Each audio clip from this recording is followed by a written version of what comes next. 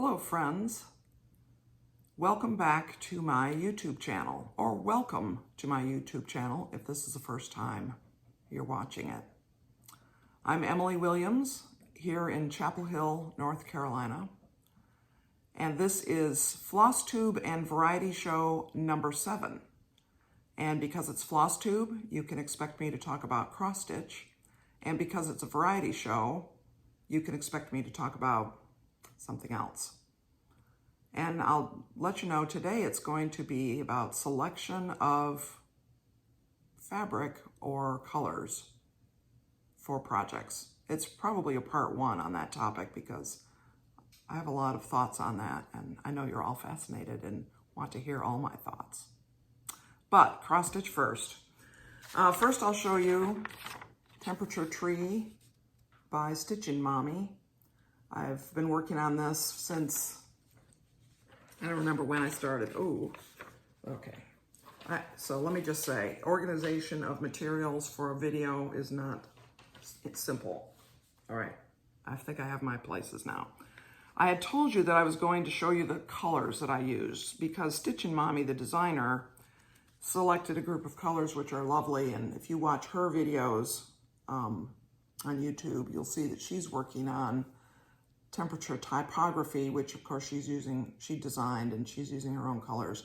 I didn't have most of the colors that she selected, and so I picked my own. And this is a really dark blue. It's a navy. It goes through purples into purpley reds. Someone's hiding. Then more pure reds, a little bit orangey red, orange, gold, light yellow, light green, and then this green at the top. This would be for temperatures, did I write it down? High temperatures 32 to 38. And this would be for high temperatures above 100. If we get days where the high temperature is above 100, I may rethink that color because it's not, I would like it to stand out more because above 100 is a big deal. But these colors in between are fine, and they give the impression, which is the purpose of this particular pattern, I don't think is to make a record of temperatures, but to give an impression of how the year went, to make a pretty picture, which is unique to your location and weather situation. So you can see how far I've gotten. Since last week, I have finished, sorry, I'm having trouble holding it. Okay, I finished January and February branches, and I started doing January's leaves. June is all caught up through the 29th. I didn't do the 30th. I'm sorry, there's a shadow there. And I went ahead and put in July's branch so I can start putting the leaves in for July. And just to note, since I showed you the threads, you see that these are the darker ones. These were highs in the 50s, 40s and 50s, mostly. Up here in May, here's a standout. That was a high of 57, I think, in May, amongst days that were in the 70s. So it does sort of give that that idea of, you can notice things that are unusual. And I want to also say how much I appreciate the design effort into this tree, because it's a really nice tree. Now, I've made some mistakes in stitching it, which the astute person might notice, but I doubt it. And frankly, trees are organic, so they are neither symmetrical nor asymmetrical in a predictable way, so I'm fine with that. But I'm enjoying working on that. I also wanted to show you my progress on Under the Roof of Blue Ionian Weather. I had hinted last week that I might not show you progress until the end of the Full Coverage Fanatics Tour de France challenge, after which I will have done 3,400 stitches, but I can't not show you because I'm really having fun with this. So here we are. I've done a lot of stitching down in that lower section under the curve. I don't know if you can really see. I can see in person all the gray, the light gray stitching in there. I'm not sure what it shows up like on the camera, but here it is. If I've stitched out to that last vertical grid line, I will have stitched 100 stitches in from the left edge, and it's 174 stitches from top to bottom. So once I finish down there in that marble area, I will move back up to the sky, and there's a woman there that's starting. I'll get her head in there, and then the lighter marble that's in that section, which isn't done. Where you see I don't have horizontal grids, so I'm not ready to really do that yet, but that is my plan. I'll be moving up possibly this week, though there's a lot of stitching still to do in that marble, so who knows. Also, this particular weekend, the first weekend of the month, is the Blackbird Design Stitch Along. I've been working on this. Salute to Abigail. Trying to get it with no glare, but I've shown you this before. I have not worked on it, I think, since the last time I showed it, but I'll just show you. This is my starting point. I'm going to work on it this weekend quite a bit. It'll be the main thing I do that isn't under the roof of blue Ionian weather this weekend, because it's also a national holiday weekend in the United States. 4th of July is Sunday, Independence Day. So it's a really fitting day to be working on a patriotic piece in red, white, and blue, which that'll be fun. So I wanted to mention my temptations while we're talking about cross stitch. And sorry, I think I just banged the table and that makes the camera shake.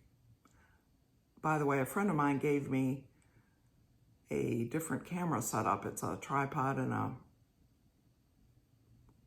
ring type light. Maybe it is a ring light. I don't remember exactly the brand, with a camera holder and all of that, which I got set up, and actually the light is on right now. But it has a lot of features to it, which I should have allowed more time to figure out, and so I'm not using it today. The good news about that is if I can figure out how to use it, it is independent of the table, so if I touch the table, the camera won't shake. So that would be nice. So we'll see. We'll see if by next time I have that figured out. All right, back to cross stitch, back to my temptations.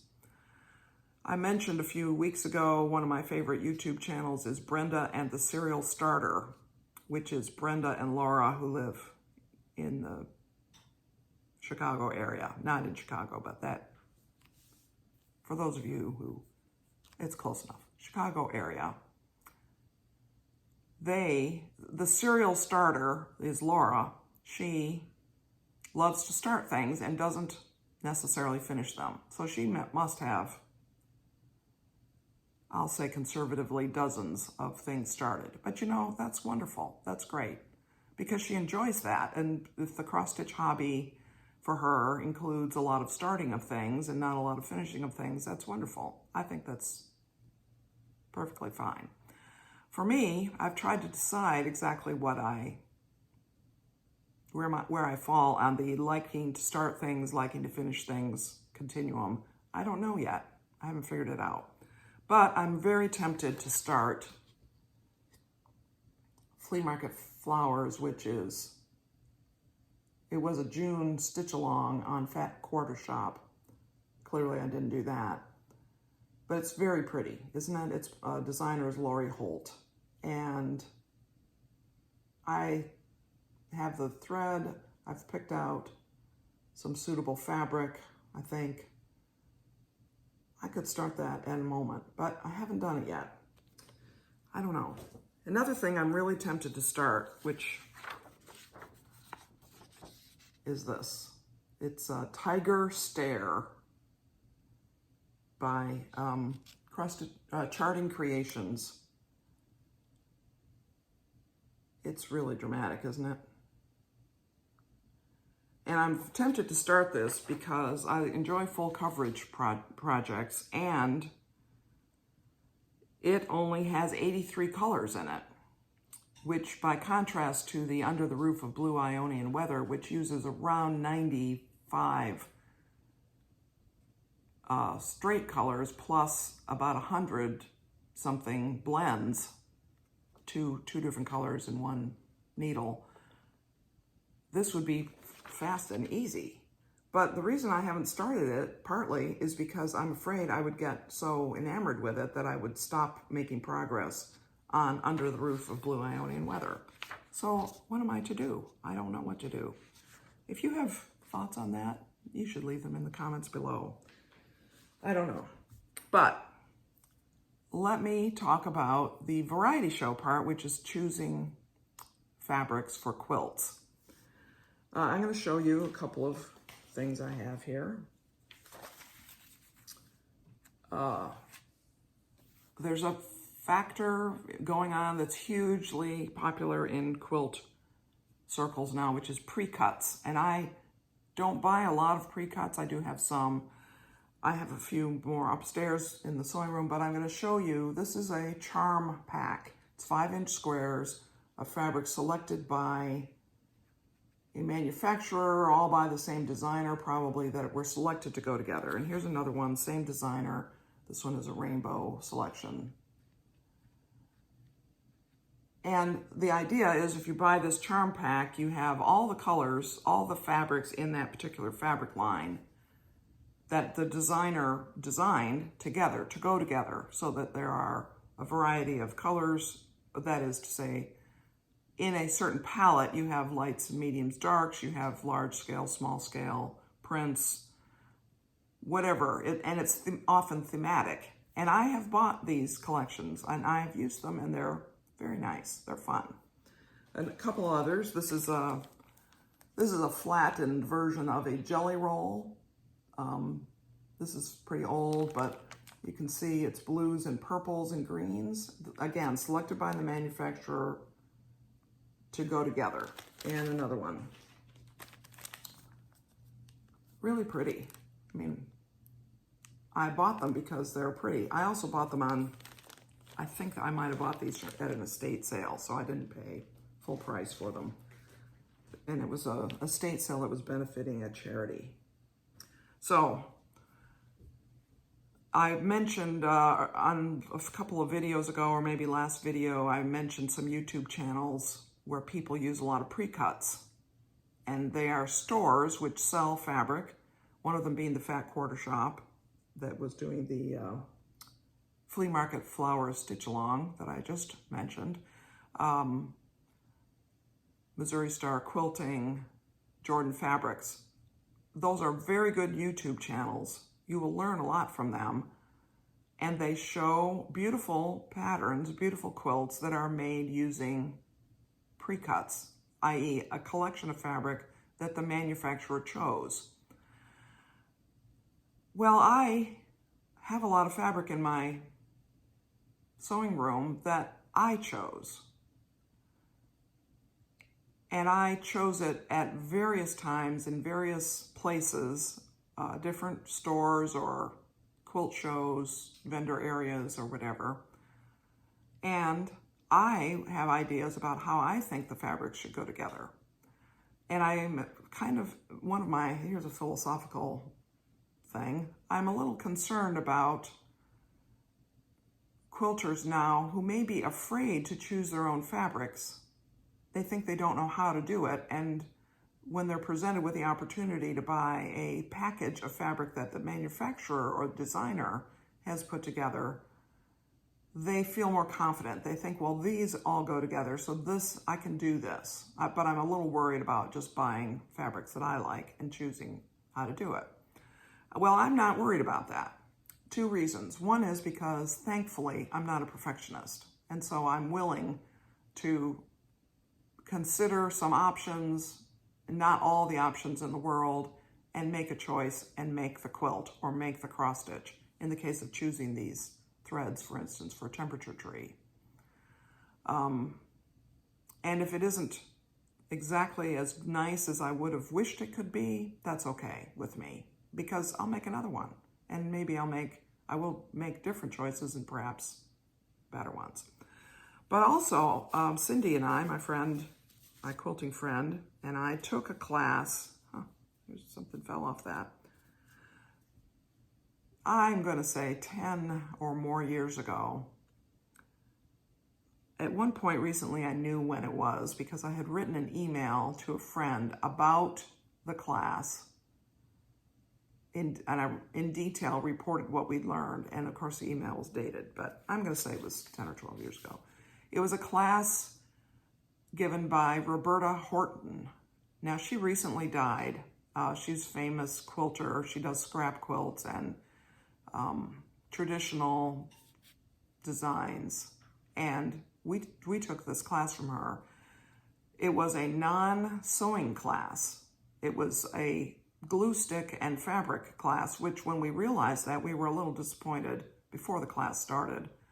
But when we got there, I would say for me, it is the most influential instruction on quilting that I have ever had in terms of having an impact on other things that I've done in the future. And I'll just show you that what we did is we cut out pieces of fabric and we glued them to paper. So this was, she has the concept of the role model block.